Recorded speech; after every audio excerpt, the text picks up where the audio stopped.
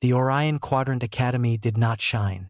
It hung in the silent space between stars, a massive, dark metal while turning slowly against the endless black. Its lights were dim and functional. Its halls were quiet, save for the sound of boots on polished floors and the low hum of life support. This was a place of work. Here, officers from many species learned the craft of war. They came from planets with golden skies and purple grasses, from societies older than human writing. And now, they came from Earth. Instructor Kim Min walked these quiet halls. He was a solid man, not tall, but built like someone who had carried heavy things for a long time. His face was calm, a mask worn smooth by years of service. He had fought in the Kuiper Belt conflicts. He knew what real fear smelled like: the sharp, metallic scent in a leaking dropship, the cold sweat inside a vac suit. He was here to teach the next generation how to face it, and hopefully to live. His destination was the office of Senior Instructor Kwon Soon. She was Telric. Her species was ancient, graceful, and had pioneered many of the Academy's psychological training methods. Her office door slid open without a sound. The room was sparse. There was no desk, only a low, flat platform where Kwon Soon rested her slender form. She did not sit or stand. Her jointed legs folded in a way that seemed both relaxed and perfectly balanced. Her large, dark eyes watched Kim Min enter. "Instructor Kim, thank you for coming." Her voice was soft, translated by the small device on his collar. It carried no emotion he could recognize. "Senior Instructor?" Kim Min said with a slight nod. "The new cohort arrives tomorrow. Your human cadre. 6 of them." A holographic display flickered to life between them, showing 6 faces and files. "Their physical and academic scores are within expected parameters. But one requires your specific attention." The file expanded. The picture showed a young woman with dark hair pulled tightly back. Her face was neither friendly nor unfriendly. It was still. Her name was Lee Hannah. "A salvage operator," Kim Min read aloud, his eyes scanning the data. "Deep space recovery. 8 years. Civilian." Correct. She was the engineer and secondary pilot on the civilian salvage vessel Gyeongbok. 14 standard months ago, the ship answered a distress beacon from the freighter Morningstar. They found it adrift, life support failing, crew dead from a neurotoxin leak in the cargo hold. During their initial survey, a secondary containment breach on the Gyeongbok stranded her. Her crew was forced to seal the section and jump to safety to get help. She was left alone on the dying Morningstar. Kim Min read on. The details were clinical. 14 days. Failing oxygen scrubbers. Power at 10%. The corpses of the Morningstar's crew, frozen where they fell. She had rationed her suit power, patched a minor hull breach in her section, and ultimately rigged a beacon from scrapped components that guided the returning Gyeongbok to her exact location. She was found conscious, dehydrated, but coherent.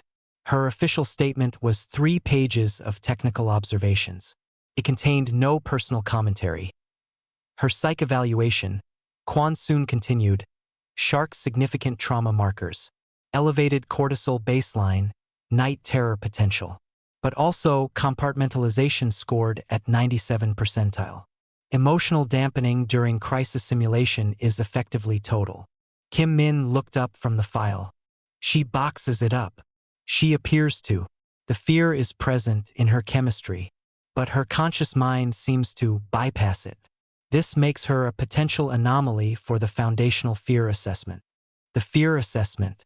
It was the Academy's cornerstone. Every cadet in their first week entered the simulation chamber.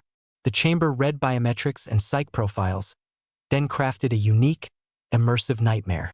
It tapped into deep, species-specific fears. The dark, crushing pressure, swarm predators, isolation, the unseen hunter. The point was not to be brave. The point was to break, to show the raw animal terror underneath the training. Instructors watched. They learned how each cadet shattered. Then, they spent the rest of the term teaching them how to put themselves back together, properly, as soldiers. No1 had ever not been terrified. To not show terror was considered a failure of the simulation or a dangerous pathology.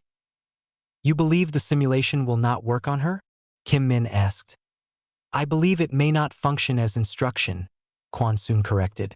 The simulation's purpose is to teach them about their own terror, to make it a known quantity.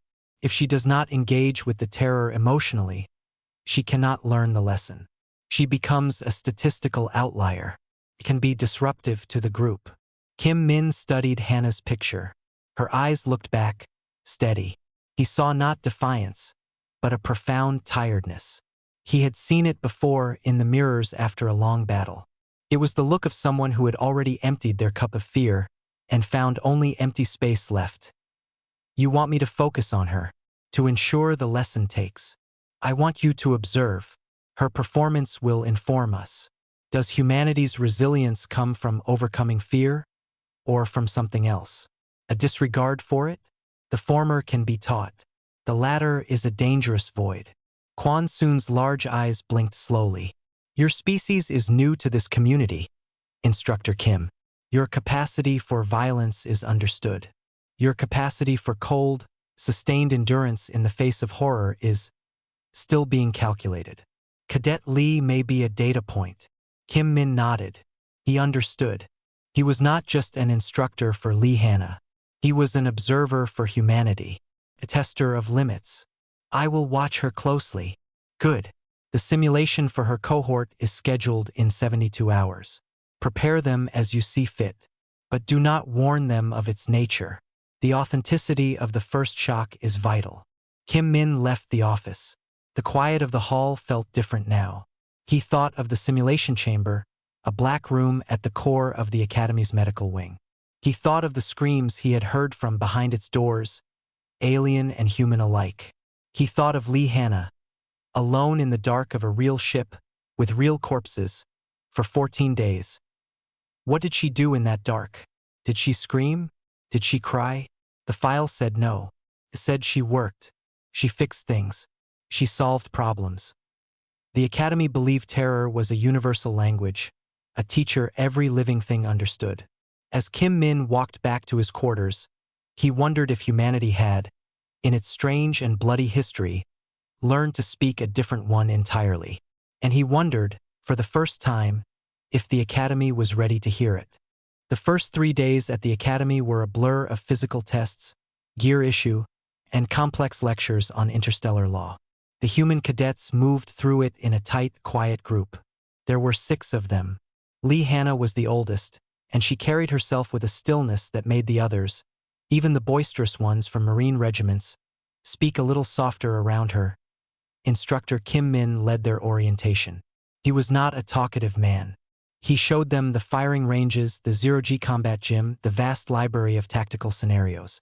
He answered questions with short, precise sentences. His eyes, however, were always watching. He saw how Hannah listened. She did not take notes on a pad. She just watched and listened, her hands still at her sides. When they were issued their gray cadet uniforms, she folded her civilian clothes with a methodical care that seemed more like ritual than habit. On the morning of the 4th day, they were summoned not to a classroom, but to the medical and resilience wing. The hall here was softer, the lights a dim blue. There was a silence that felt heavy. Cadet Choi, a former pilot from Busan, nudged Hannah as they walked. Nervous? He whispered. He was trying to be friendly. Hannah glanced at him. For what? For whatever this is. Feels different. She didn't answer, just gave a small shrug that said she expected all things here to feel different. Instructor Kim Min and Senior Instructor Kwon Soon were waiting outside a featureless black door. Kwon Soon's insect-like grace was unsettling in the calm hallway. Cadets, Kim Min said, his voice echoing slightly. Today is your foundational fear assessment. It is not a test of strength or skill. It is a baseline measurement. You will enter the simulation chamber one at a time. The system will create an experience for you. Your only task is to endure it. There is no passing or failing in the traditional sense. We observe. We learn. This knowledge will shape your future training. A low murmur went through the group. One of the cadets, a young man named Park, raised a hand. What kind of experience, instructor? It is unique to you, Kwon Soon answered. her translated voice smooth and calm. It is drawn from your own psyche. It will feel completely real. Your body will believe it is real. Remember, you are in no physical danger. The chamber will monitor all your vital signs. This did not comfort anyone. The door slid open, revealing a small, dark antechamber. The first cadet, a woman named Jiun, was called. She took a deep breath, squared her shoulders, and walked in. The door sealed behind her with a soft hiss. For a few minutes, there was silence. Then, a muffled, shrill scream echoed through the thick door. It was cut off abruptly. The human cadets flinched. Choi's face went pale. Instructor Kim Min's expression did not change. He had heard it before. This was the process. Break, measure, rebuild. Jiun emerged 15 minutes later. She was shaking. Sweat plastered her hair to her forehead. Her eyes were wide and unfocused. A medical drone floated beside her, offering water, which she took with trembling hands. She did not look at her fellow cadets. She was led away to a recovery room. One by one, they went in. Cadet Park faced a simulation of crushing pressure, of being buried alive in shifting, suffocating earth. His screams were deep, guttural roars of panic. Cadet Nari, who had a hidden fear of infestation from a childhood incident, was exposed to a swarm of skittering, carapaced creatures. Her terror was a silent, frozen horror followed by hysterical sobbing. Choi was third. Before he went in, he looked at Hannah. Her face was still that same mask of quiet observation. It gave him no comfort. He entered the dark. The observation room behind a one-way wall. Kim Min and Kwon Soon watched the feeds. Choi's simulation was a classic for voidfarers. Catastrophic hull breach. The air ripped from his lungs, the terrifying silence of space, the freezing cold crawling over his skin. Choi fought. He scrambled for a seal that wasn't there. He gasped soundlessly. His biometrics spiked into the red, his heart a frantic drum against his ribs. It was a textbook panic response. After 10 minutes, the simulation faded. Choi lay on the floor of the chamber, curled into a ball, weeping. The lesson had been delivered. Terror had been taught. A standard profile, Kwon Soon noted, her fingers tapping data into a floating screen. High arousal, clear loss of cognitive function. Recovery training will focus on breath control and procedural recall under stress. Kim Min only nodded. His eyes were on the list. Lee Hannah was next. Choi stumbled out, supported by a medical drone. His uniform was damp with sweat.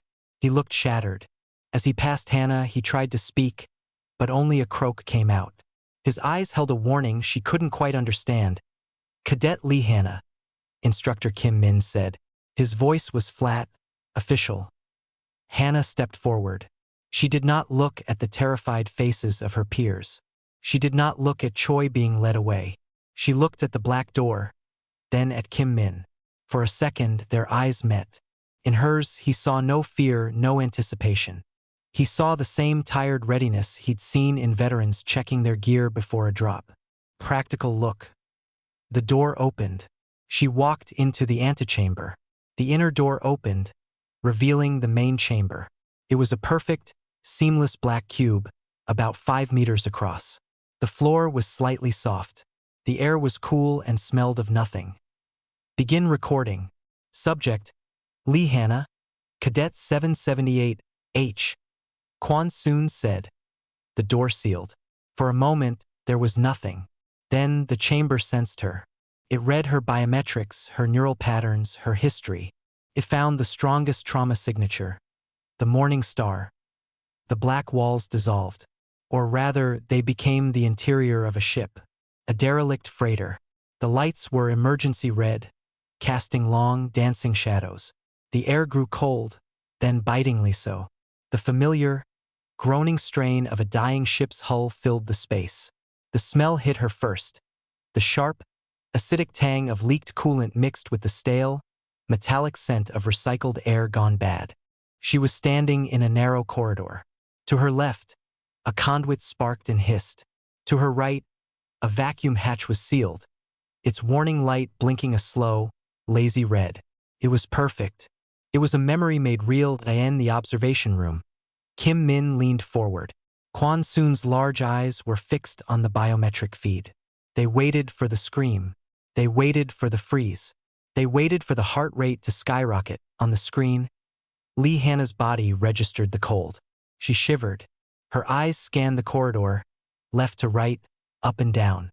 Her heart rate increased. A bump from 65 to 89 beats per minute. A shot of adrenaline noted by the system. Then, something strange happened. Instead of spiking higher, her heart rate began to slow. 85, 82, 80.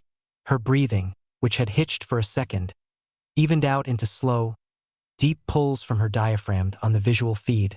She moved. She walked to the sparking conduit. She did not shy away from it. She examined the broken housing, her head tilting.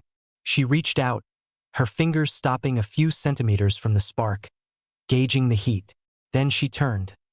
She walked to the sealed vacuum hatch. She placed her palm against the cold metal. She looked at the blinking red light. She turned her head, as if listening to the groaning hull in the observation room. The silence was thick. Kwon Soon finally spoke, her voice low. She is inspecting it. Hannah's lips moved. The audio feed picked it up. A whisper, calm and clear. Hull stress is portside. Decks 4 through 6. This hatch seal is compromised. Pressure loss is minimal, but present. She was narrating. She was assessing. The simulation, designed to be dynamic, responded. It tried to increase the terror. From around a corner in the corridor, a figure slumped into view. It was a crewman in a Morning Star uniform, his face blue, his eyes open and frozen. It was a perfect replica of a corpse she had seen. Hannah's biometrics jumped again. Her heart shot to 95. A sharp inhalation. Kim Min watched, thinking, now it comes. Hannah walked toward the corpse. She knelt beside it, not touching it. She looked at the face. Her own face, on the monitor, showed a flicker of pain, a deep sadness, but no terror. Her voice came again, quieter. Crewman Eris. Toxin exposure. Neurological shutdown. She stood up. She stepped over the body. The problem is environmental, not immediate. She continued down the corridor, her movements purposeful. She was not running from horror. She was walking through it, cataloging it. The simulation threw more at her. A sudden, loud bang of metal, a flicker of total darkness, a drop in temperature so sharp her breath fogged heavily. Each time she started, her body reacted, but her mind did not break. Processed. Structural shift. Likely a support beam in the outer hull. Primary power failure. Backup batteries at less than 20%. Life support prioritizing bridge. This section will lose heat in approximately 90 minutes. She was not experiencing a nightmare. She was running a diagnostic. After 20 minutes, Kwon Soon turned to Kim Min. Her large eyes were unreadable, but her tone was one of pure, clinical confusion. She is not engaging with the terror. She is inventorying it. Kim Min stared at the screen. Lee Hannah was now sitting on the floor, her back against a wall, simulating conservation of energy. She was waiting. She had assessed all the problems, found no immediate solution, and was now enduring. Her biometrics were stable, elevated but steady. The simulation had nothing left to teach her, because she had already learned all its lessons in the real dark 14 months ago. End simulation, Kwon Soon said, her voice flat. The derelict ship faded. The black cube returned. Lee Hannah blinked, stood up, and brushed a non-existent piece of dust from her uniform. The door hissed open. Bright light from the antechamber flooded in. She walked out. Her face was pale, and there were shadows under her eyes. But she was not shaking. She was not crying. She looked at Instructor Kim Min, then at Senior Instructor Kwon Soon. She said nothing. She simply waited for the next instruction. In the heavy silence of the hallway, the other cadets stared at her as if she were a ghost. Choi's mouth hung open. Kim Min finally found his voice, the official one. Proceed to recovery, cadet. Hannah nodded and followed a waiting drone down the hall. She did not look back. Quan soon watched her go. The data is invalid. It cannot be used for standard training protocols. She turned to Kim Min. You must speak with her. We must understand why the lesson did not take. Kim Min only nodded, his eyes still on the now empty black doorway. The lesson had been given. But for the first time in the Academy's history, a student had refused to learn it.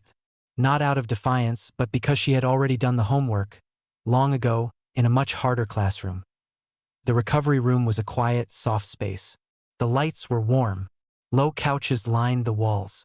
A gentle, wordless sound played from hidden speakers, designed to soothe the nervous systems of many different species.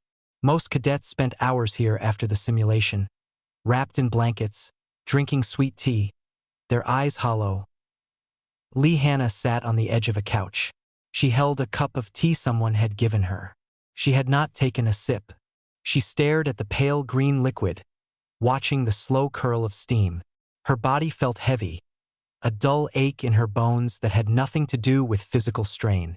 It was the ache of remembering. The door slid open. Instructor Kim Min entered.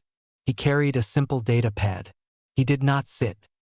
He stood near her, his presence solid and quiet. Cadet Lee, Instructor. Her voice was flat, without emotion. The medical scan shows you are within normal parameters. No physical distress. She nodded, still looking at the tea.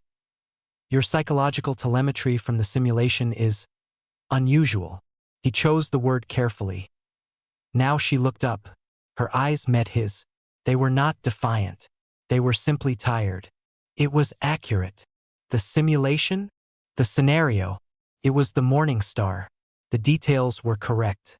The sparking conduit on Deck C. The faulty seal on Hatch 42. The body of crewman Eris. She stated these things like items on a list. Whoever built your simulation has good data sources. Kim Min paused. He had expected many things: denial, anger, delayed shock. Not this clinical review. The simulation's purpose is not historical accuracy, cadet. Its purpose is to measure fear response, to create a controlled experience of terror so we can train you to manage it. Hannah placed the untouched cup on a low table. I understand. Do you? He couldn't keep the frustration from his voice. It was small, but it was there. You showed a 96% reduction in panic response compared to the cohort average. Your cognitive functions remained operational. You were analyzing the threat environment, not reacting to it. Is that wrong? She asked. It was a genuine question. It is not about right or wrong. It is about the lesson. The lesson is that terror exists. It will blind you, freeze you, make you forget your training. We must see how you break before we can teach you not to. He took a step closer. You did not break. The system has no baseline for you. It cannot design a training regimen for a soldier who does not show fear. For the first time, a flicker of something crossed Hannah's face. It looked like impatience. I showed fear, Instructor. My heart rate increased. My skin temperature dropped. I registered the threat. I felt it. She tapped her chest with 2 fingers. In here. It was loud. For a moment. Then what? Kim Min pressed. What did you do with it? I put it on the shelf. He blinked. The shelf. On the Morning Star, after the first day, the fear was like a noise. Constant, screaming noise. If I listened to it, I would have just sat down and screamed back until I died. She spoke slowly, as if explaining something obvious to a child. So I made a shelf in my mind. I put the noise on the shelf. It was still there. I could hear it, but I could look past it at the things that needed doing. The leaking pipe, the failing oxygen gauge, the navigation beacon that needed power. She looked at her hands, calloused and steady. The simulation was the same. There was the noise, the cold, the bodies. I put it on the shelf. Then I looked for the work. But there was no real work. No real pipes to fix. So I just waited it out. Kim Min was silent for a long time.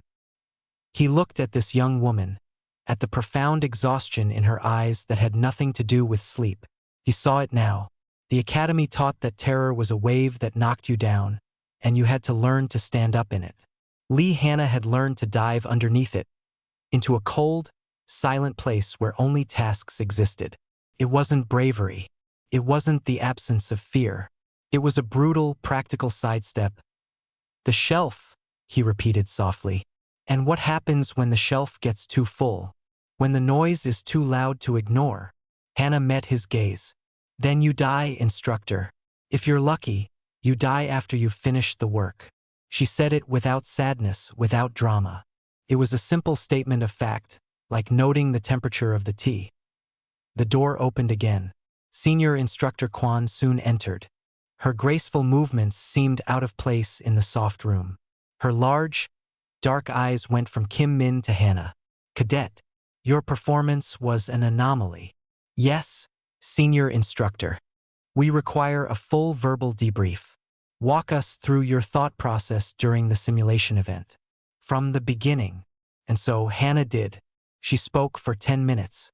She described the simulation start, the recognition of the Morning Star's corridor. She described the physiological reactions, the chill, the jump in her heartbeat. She described, in dry technical terms, her threat assessment: primary threat, environmental collapse; secondary threat, psychological destabilization; immediate actions available, none; conclusion, conserve resources and await change in conditions. She never used the word afraid. She used aware of hazard. She never said horrified by the corpse. She said identified a non-viable biological unit and assessed it as an environmental marker, not an active threat. Quan soon listened, her expression unchanging. When Hannah finished, the alien instructor tilted her head. You disassemble experience into components. You remove the narrative, the story of yourself in danger. The story doesn't fix the leak, Hannah said. But the story is what creates the fear, the meaning of the events. Hannah shook her head, a small, tight movement. On the Morning Star, the meaning was simple. I was alone. People were dead. The ship was dying. Adding a story to that, I am doomed. This is terrifying. That just used up oxygen. Thinking the carbon filter is failing in Sector B used oxygen too, but it also had a chance of leading to an action that might slow the failure. Kim Min finally understood the gap, and it was vast. The Academy's entire philosophy was based on the narrative of fear. Confront the story. Master the story. Hannah was deleting the story entirely and interacting only with the facts. It was a survival mechanism so deep it had rewired her. Quan Soon's fingers tapped on her own data pad. This is a divergent cognitive strategy. It is effective for survival, potentially. But for a soldier in a unit, for an officer who must lead others who do experience the narrative, it could be a liability. You may not understand what they are feeling. You may not respond appropriately to their terror. Hannah considered this. I understand their terror. I have a shelf full of it. I just don't have time to take it down and look at it when there is work to do. I would expect them to do the same. If we are all busy, we are all safer. It was a chillingly simple equation. Kim Min saw the flaw, the humanity in it. People broke. They couldn't all make a shelf. Your training path will need to be adjusted, Quan Soon said finally, her tone leaving no room for discussion. You will participate in all standard exercises, but your psychological preparation will be observational. We will see how your strategy functions in group dynamics. You are dismissed, Cadet. Hannah stood up. She gave a short, correct bow to each instructor and left the room. The silence she left behind was different from the peaceful quiet of the recovery room. It was a silence full of unasked questions. Quan soon turned to Kim Min. She is a puzzle. The fear is in her. We measured the chemical signature, but she has built a bypass. She is not conquering the terror. She is ignoring its call to action. This is not the resilience we are trying to teach. What is it, then? Kim Min asked. The senior instructor was silent for a moment, watching the door where Hannah had exited. It is something older. Perhaps it is not resilience at all. Perhaps it is a kind of stubbornness, a refusal to accept that the horror is the most important thing in the room. She turned her dark eyes on him. Archive the footage and all debrief notes. Flag it. This is not a model for others. But it is data we must keep. Kim Min nodded. As he left to return to his duties, the image stayed with him. Lee Hannah in that fake derelict ship, treating a nightmare like a malfunctioning machine. She hadn't fought the monster. She'd just started checking its parts, looking for a shut-off valve. And the most terrifying thing, he thought, wasn't her lack of fear. It was the quiet, certain efficiency of it. She hadn't been a hero in the simulation. She'd been a mechanic. And in the cold, hard math of survival, a mechanic was often more useful than a hero. The academy moved on. The other cadets, human and alien, began their targeted resilience training. They practiced breathing exercises in rooms that filled with simulated smoke. They learned to calm their hearts while holographic predators snarled at them. They worked on repeating procedural steps through the sound of their own screaming. It was hard, painful work. They were learning to build a strong floor inside themselves, a place to stand when the wave of terror hit. Lee Hannah did the exercises. Her performance was technically perfect. Her breathing remained controlled. Her hands stayed steady. She recited protocols in a clear, monotone voice while the simulations raged around her. She was an excellent student, and it drove a quiet wedge between her and the others. In the mess hall, the human cadets sat together. The conversation was usually about the day's training, the horrors they had faced, the small victories. It was a way to bond, to share the burden. Choi, who had slowly regained his color, talked about his latest session. The void breath simulation. It's the worst. You feel your lungs turning inside out. But Instructor Kim says my recovery time is improving. I only panicked for 2 minutes this time. The others nodded, sharing similar stories. Then their eyes would drift to Hannah. She ate her food methodically, listening but not contributing. Finally, Nari, the cadet who feared infestation, leaned forward. Hannah, the simulation. Ours were bad. But yours, the derelict ship. It looked real. How did you not react? All eyes were on her. Hannah finished chewing a piece of bread. She took a drink of water. I did react, she said. My body reacted. The system measured it.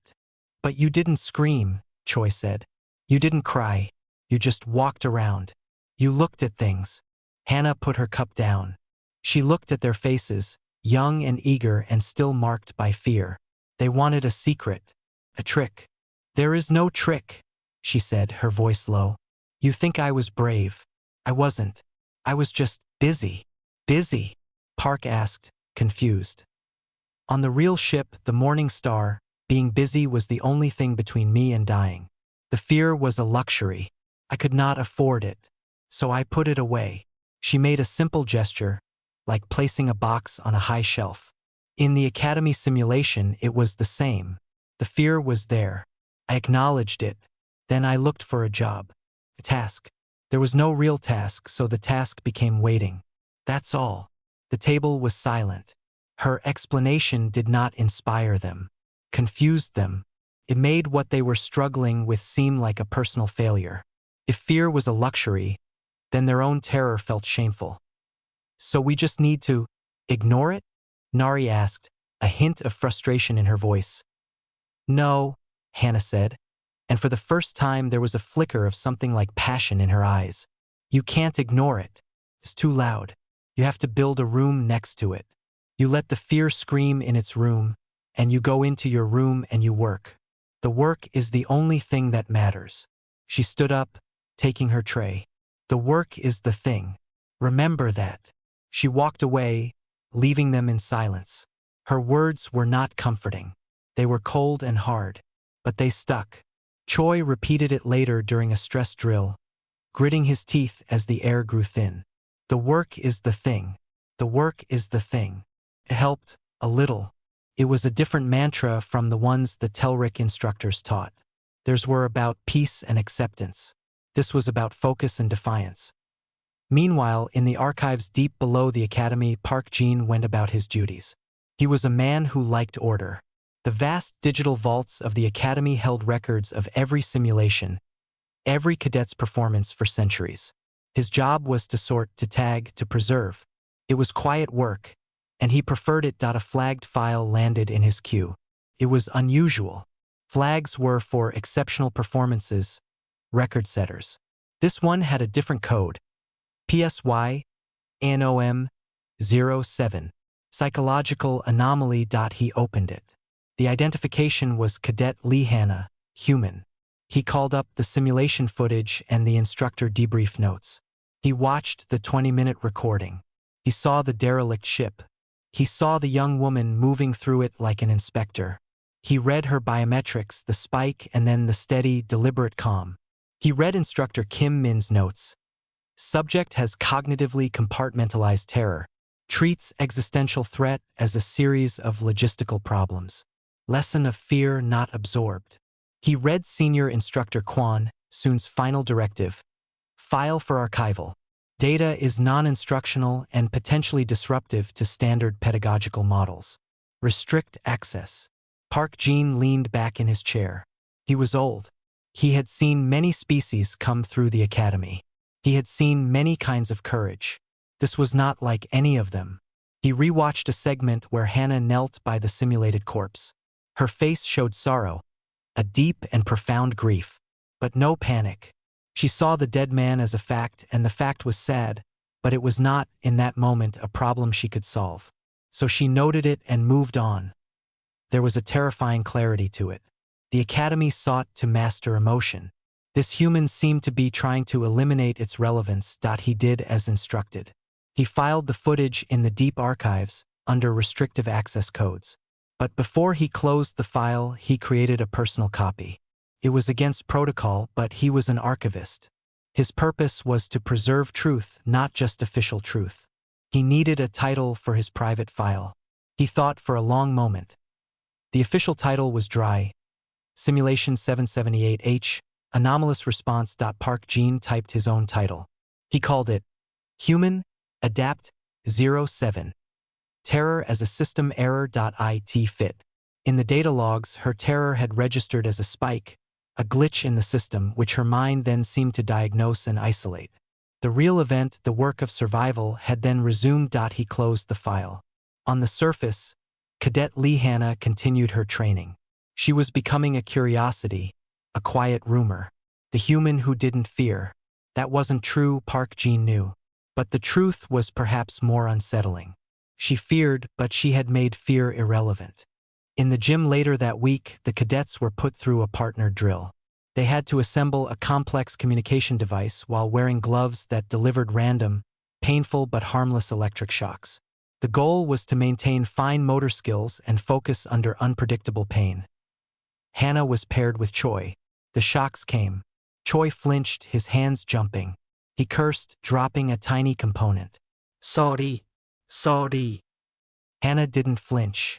When a shock hit her, her hand would stiffen for a fraction of a second, a subtle tremor. Then it would pass. Her breathing didn't change. She picked up the component Choi had dropped. Resistor. It goes here. Her voice was calm. The shock is a distraction. The circuit board is the work. Choi stared at her. How do you do that? The shock is information, she said, not looking up from the board. It says pain. I hear it. Then I ask, does this information help me place the resistor? No. So I set it aside. She slotted the piece into place. Your turn.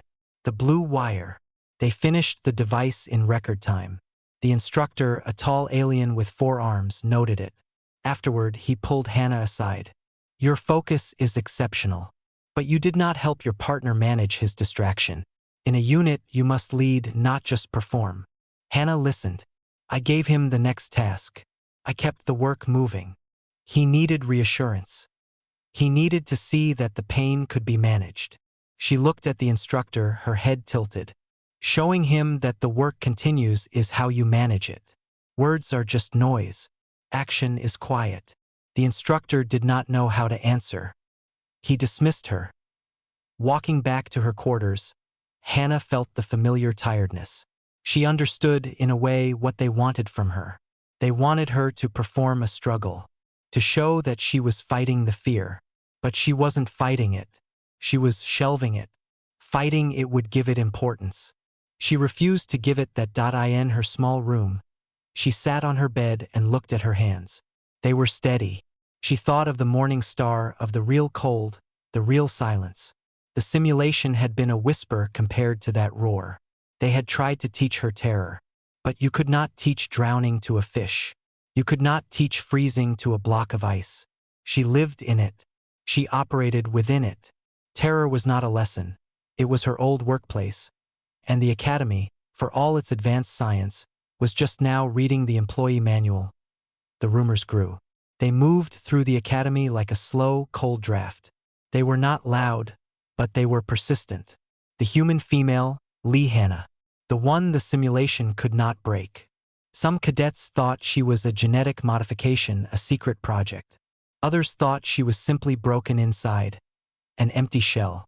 The alien cadets watched her with a mixture of curiosity and unease. Her calm was unnatural. It did not fit. Senior Instructor Quan soon monitored the situation. The group dynamics were being affected. During a joint survival exercise in the Arboretum Dome, the cadets were tasked with building a shelter and purifying water with limited tools. The team, a mix of species, initially looked to a Telric cadet for leadership. Their species was known for logical planning. But a sudden, simulated toxin leak was triggered. Yellow gas hissed from vents. The Telric cadet began the correct procedure, reciting safety protocols. But his voice was tight with rising panic. The others scrambled, confusion setting in. Hannah did not look at the gas. She looked at the shelter frame half-built. She looked at the water purifier, unassembled. She looked at her teammates, their eyes wide. The noise of fear was building in the room. She could feel it, a buzzing pressure. "Choi," she said, her voice cutting through the babble. It was not a shout. It was flat and clear. "Finish the shelter support. Use the cross brace. Now." She pointed at the structure. Choi, startled, obeyed. His hands found the brace.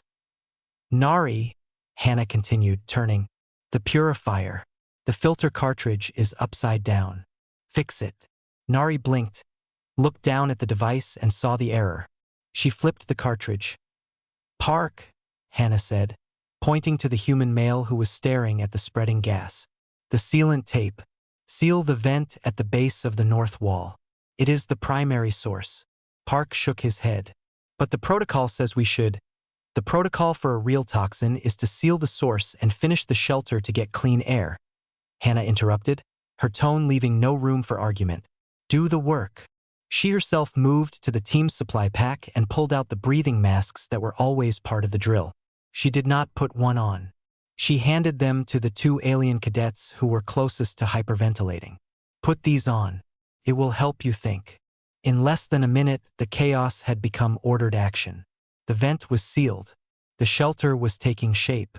The water purifier hummed to life. The gas began to dissipate, filtered by the now functioning system. The evaluating instructor, who had been watching from a balcony, made a note. The team had succeeded with a high efficiency score. But the report also noted, Cadet Lee Hannah assumed operational control during crisis, bypassing designated chain of command. Methods are highly directive. Team responded, but cohesion was procedural, not morale-based. Kwon soon read the report in her office. Instructor Kim Min stood before her. "She is a competent leader under stress," Kim Min said carefully. "She is a director of tasks," Kwon soon corrected. "She sees people as components. She fixed their panic by giving them jobs. This is effective. But it is not leadership. It is management of broken machinery." "It kept them alive," Kim Min replied. "It did, but will it keep them together? Will they follow her into danger because they believe in her, or because they are afraid of her silence?" Kwon Soon's large eyes were fixed on him. Her anomaly is no longer just personal. It is infecting the training environment. The other humans are beginning to mimic her language. The work is the thing. They say it like a prayer. "Perhaps it is a useful prayer," Kim Min said. "Perhaps. Or perhaps it is a bypass that will fail at a critical moment. What happens when the work is impossible? What happens when the only task left is to die well? Her shelf will collapse. Quan soon stood, her graceful form unfolding. We must stress test this. We must see the limits of her compartment. Plan was formed. It was not an official exercise. It was an observational stress test buried in the routine. It would happen during a routine navigation exam in the simulator pods. The pods were single-pilot capsules, replicating the controls of various spacecraft. The exam was complex, plotting courses through simulated asteroid fields while managing system failures. Hannah, like all the others, entered her pod. The hatch closed. The exam began. She worked through the first two problems, her hands moving over the controls with efficient grace. Then, the third scenario initiated. The lights in her pod went out. Not just the screens, the interior lights, the status LEDs, everything. The hum of the simulator faded into absolute silence. She was plunged into a perfect, total blackness. No sound. No light. No tactile feedback from the dead controls. In the observation room, Kim Min watched. Quan soon observed beside him. Sensory deprivation, Quan soon said. But not the standard kind.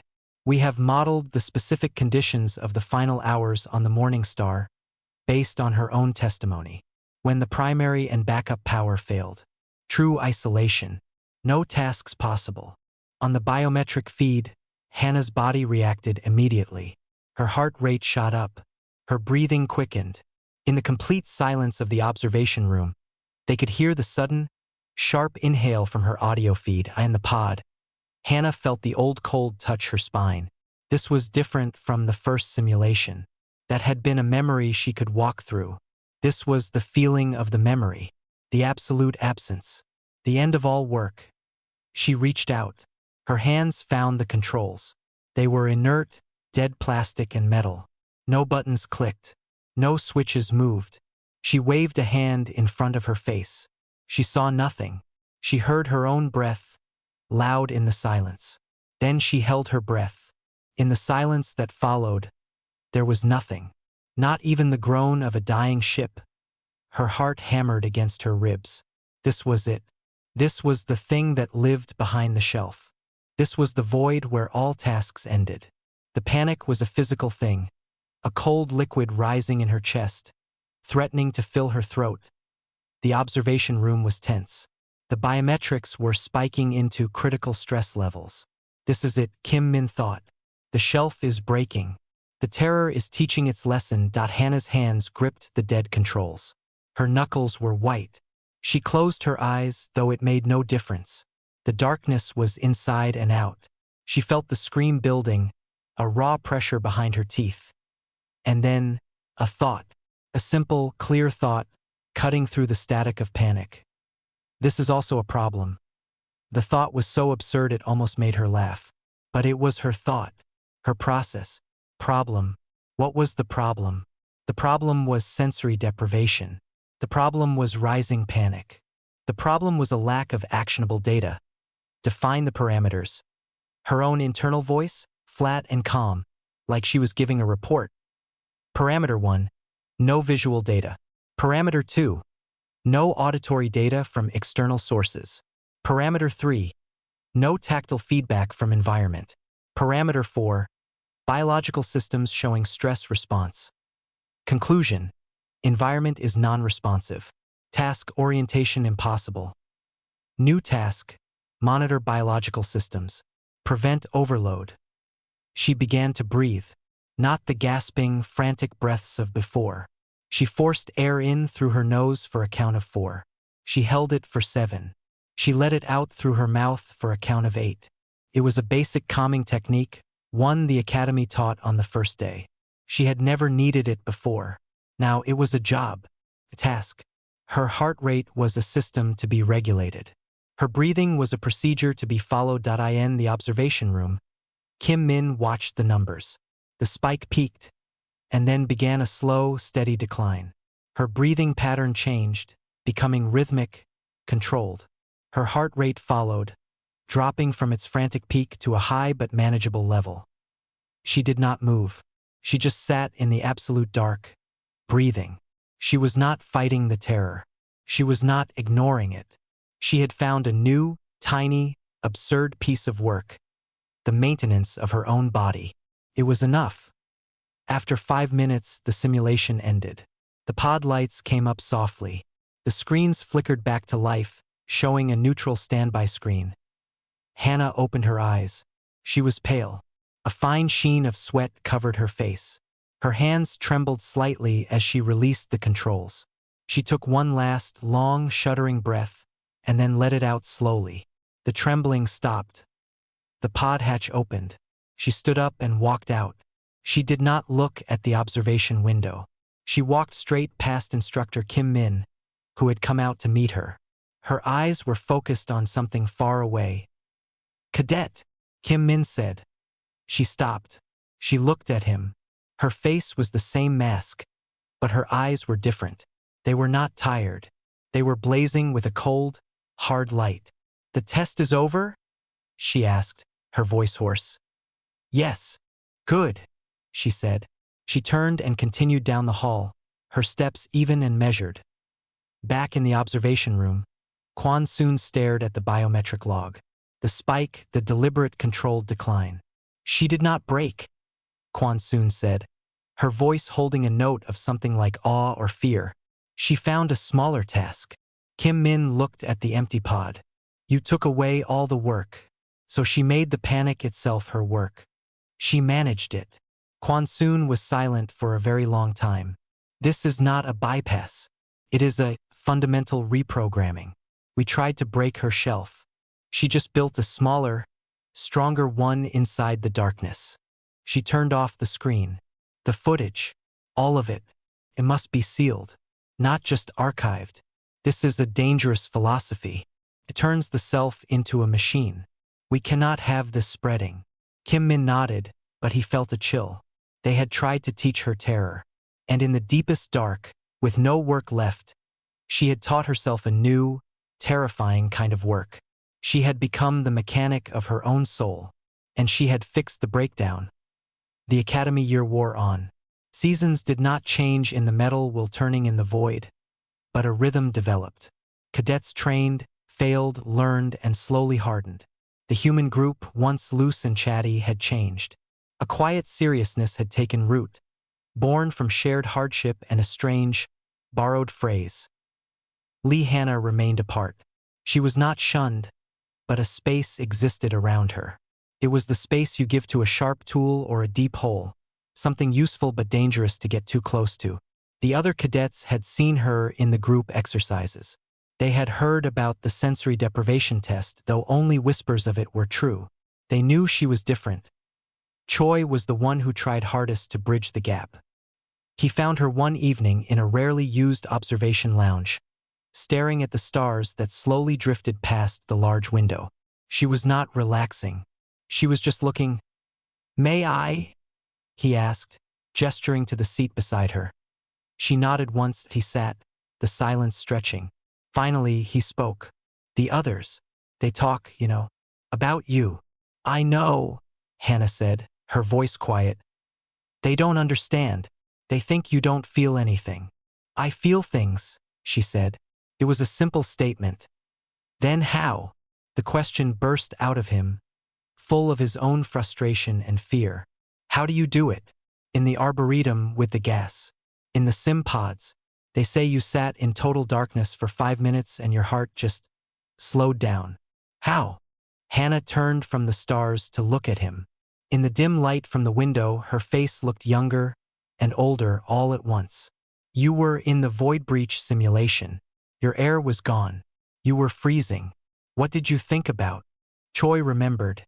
"I thought I was going to die. I thought about my family. I felt regret. And so much fear." "Okay," Hannah said. "That is the story. The story of you dying and your family grieving. It's a true story. It's a sad story.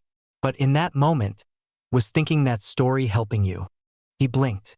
"No. It was making it worse. Right? So you have two things. You have the problem. No air, freezing cold. And you have the story about the problem. The story is what makes you panic. The story uses up the air you have left faster. She leaned forward slightly. On the Morning Star, after the first day, I ran out of stories. All the stories were sad and ended with me dead. They were too heavy to carry, so I put them down. All I had left was the problem. The problem was lighter. It was just a list. Fix this. Check that. Wait here. Choi struggled to understand. So you delete the story? No. You can't delete it. It's there. You just choose not to read it. You pick up the list instead. Every time your mind tries to open the storybook, you pick up the list. Check carbon filter. Monitor power cell. Breathe in, breathe out. The list is the work. The work is the thing. He was silent, absorbing it. And in the dark pod, there was no list. There was, she said, a faint ghost of a smile touching her lips. The list was, breathe in for 4, hold for 7, breathe out for 8. That's all. A very short list. But it was still work. Choi let out a long breath. It sounded almost like a laugh. So it's all just work. It's all just work, Hannah confirmed, her voice soft. The fear, the panic, the sadness, they are like weather. You can't stop the storm, but you can keep working in the rain. If you stop to complain about being wet, you accomplish nothing. If you work while being wet, you might build a shelter. The metaphor was simple, crude even. But for Choi, it clicked. It wasn't about being fearless. It was about being stubborn. It was a direction for his mind to go when the panic started. Don't fight the feeling. Just do the next thing. However small, he started to use it. In the next fear conditioning drill, when the holographic swarm closed in, he didn't try to be brave. He didn't try to calm himself. He just repeated in his head. The task is to stand still. The task is to stand still. It was stupidly simple, but it gave his mind a hook to hang on to. He stood, trembling, while the creatures crawled over him. He didn't master his fear.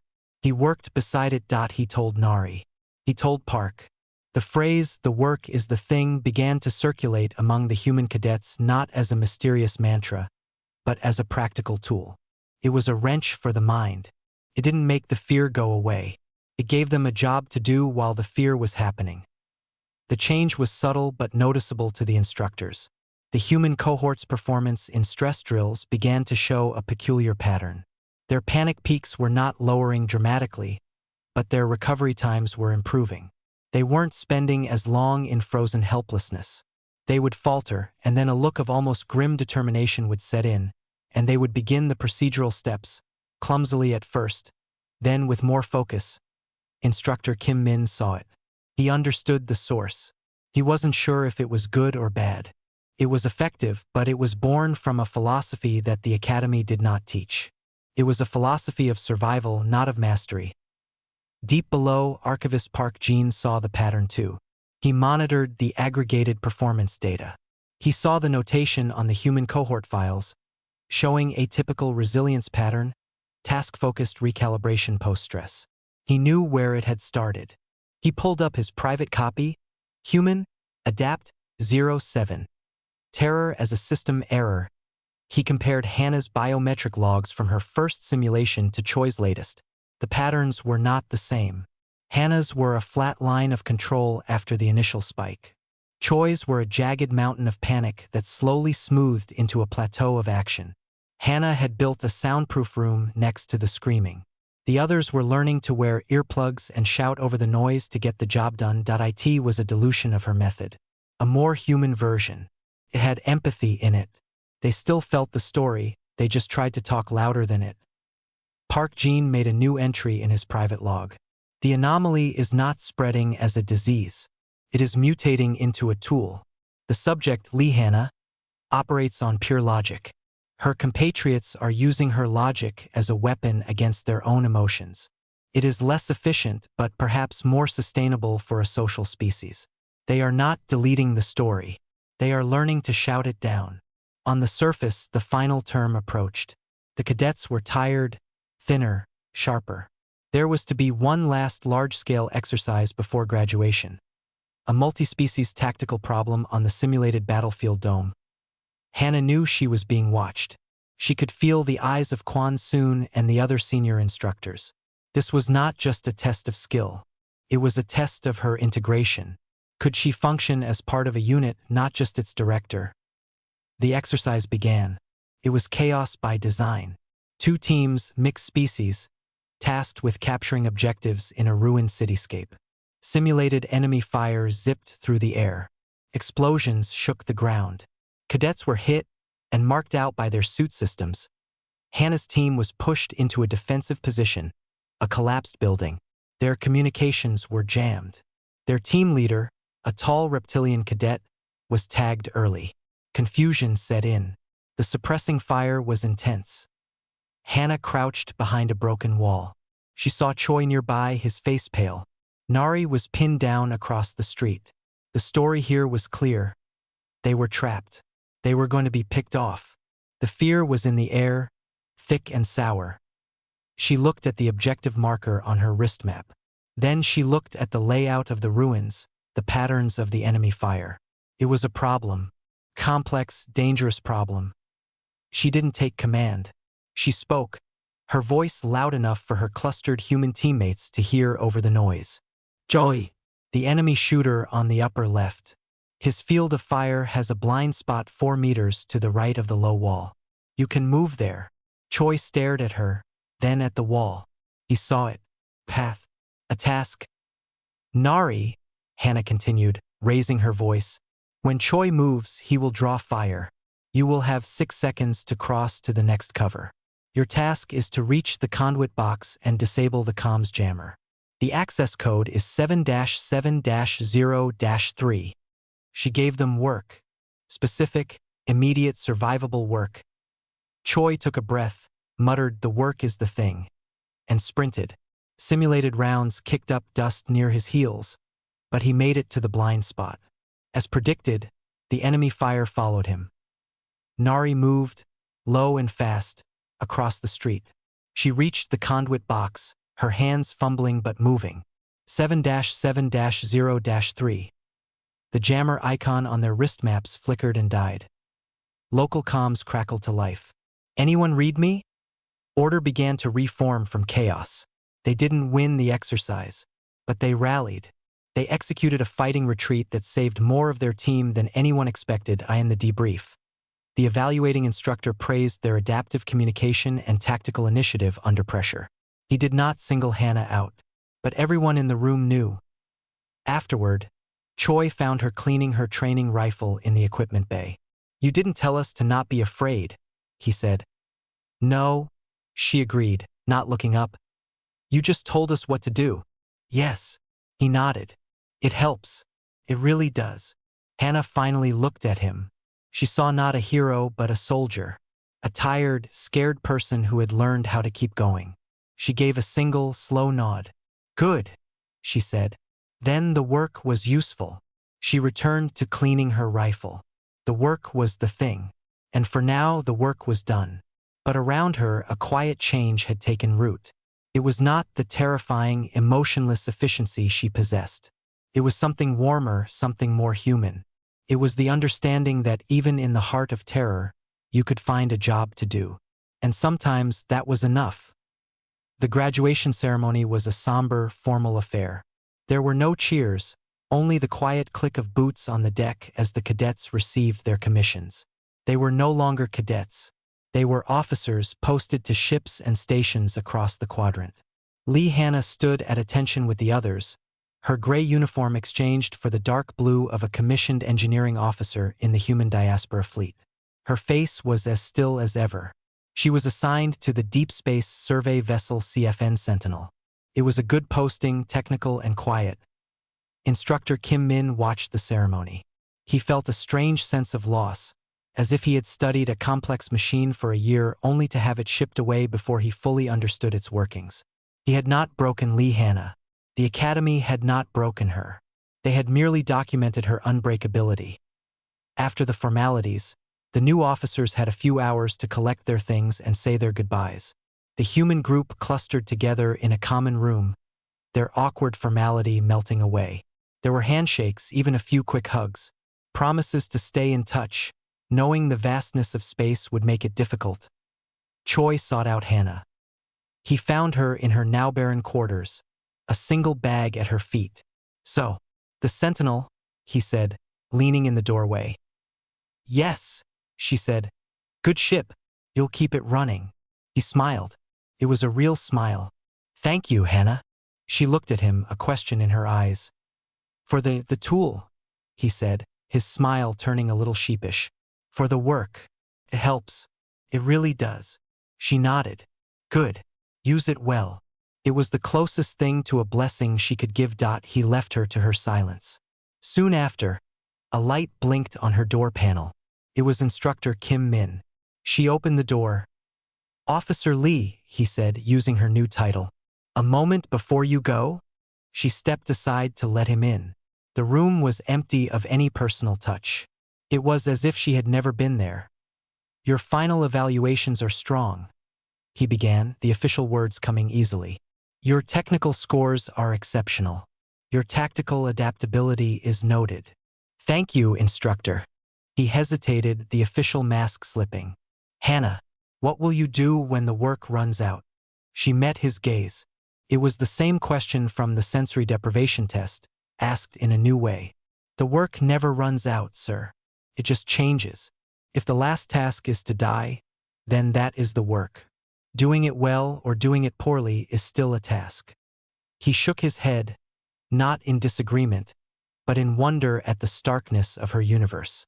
"The Academy tried to teach you terror. It failed." "No," she said quietly. "It reminded me of the price of the shelf. It showed me how full it was. That was useful. It was data." Kim Min almost laughed. Even her gratitude was a systems report. "Senior Instructor Kwan soon believes your methodology is a dangerous philosophy, that it removes the soul from the soldier." "Does a wrench have a soul, Instructor?" Hannah asked. "Does a circuit? They are tools. They do work. In a crisis, being a good tool is better than being a scared person." There was nothing he could say to that. It was a truth, but a cold one. He handed her a small data chip. "This is a personal transfer. Not official.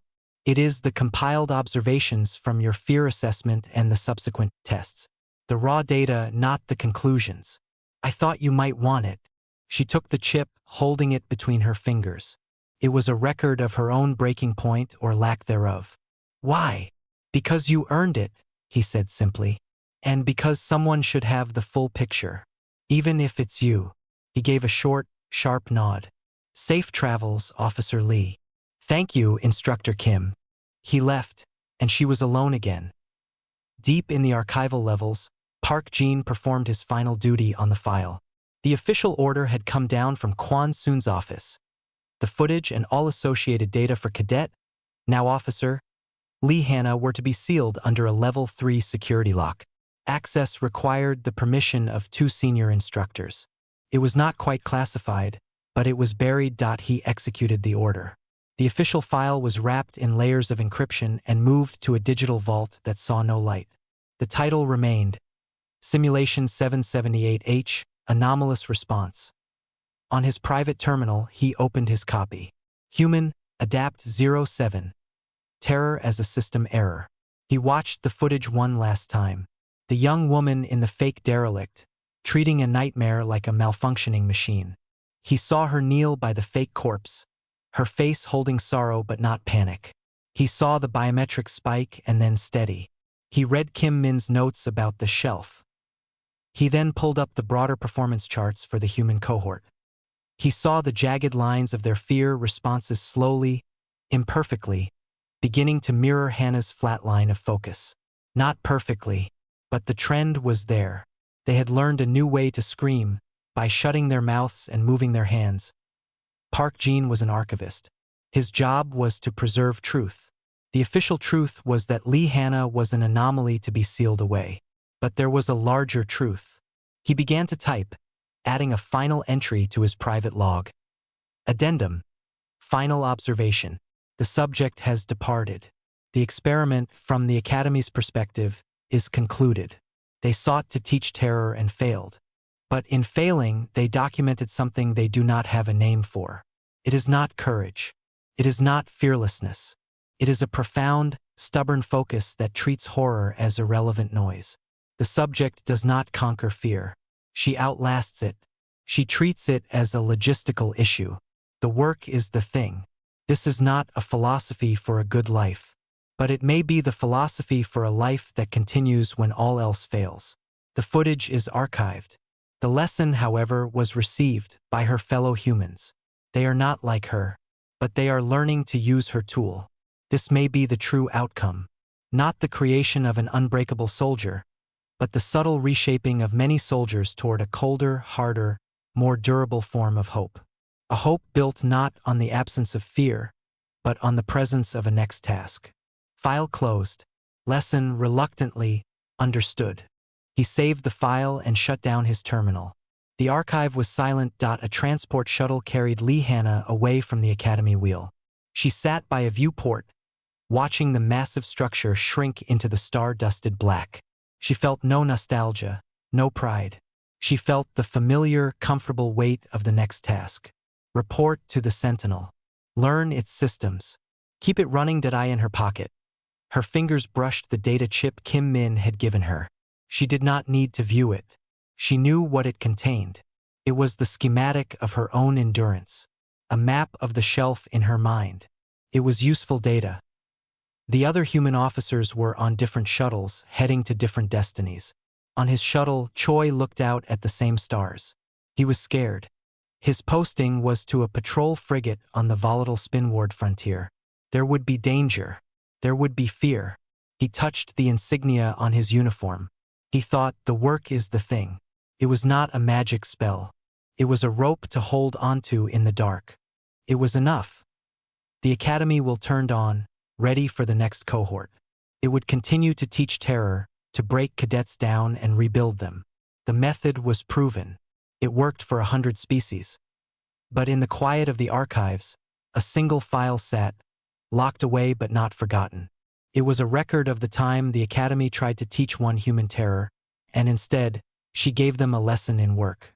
And across the fleet, a handful of new officers carried a piece of that lesson with them, a simple, unbreakable tool for the dark times ahead. They didn't have her shelf, but they had a phrase and a direction to look when the fear came. Find the work and do it.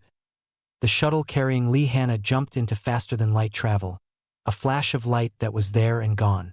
Behind her, the Academy archived the footage, and the galaxy, vast and uncaring, waited.